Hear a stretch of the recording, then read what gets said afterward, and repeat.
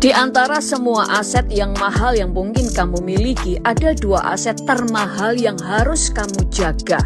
Yaitu yang pertama adalah kesehatan, yang kedua adalah kecerdasan. Karena ada masanya engkau tidak bisa mengandalkan orang lain. Ada masanya tidak ada orang yang bisa menolong kamu selain dirimu sendiri.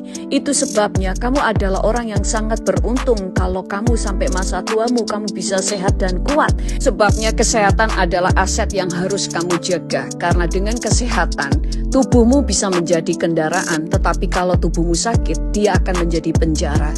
Dengan badan yang sehat, kamu bisa melakukan segala aktivitasmu dengan kekuatanmu sendiri. Yang kedua adalah kecerdasan, karena ada saatnya kamu harus bisa memutuskan hal-hal yang penting untuk dirimu sendiri, karena tidak selamanya orang akan mendampingi kamu, tidak selamanya ada orang yang berdiri untuk hidupmu. Itu sebabnya kecerdasan itu penting. Sampai masa tua pun kecerdasanmu bisa menyelamatkanmu.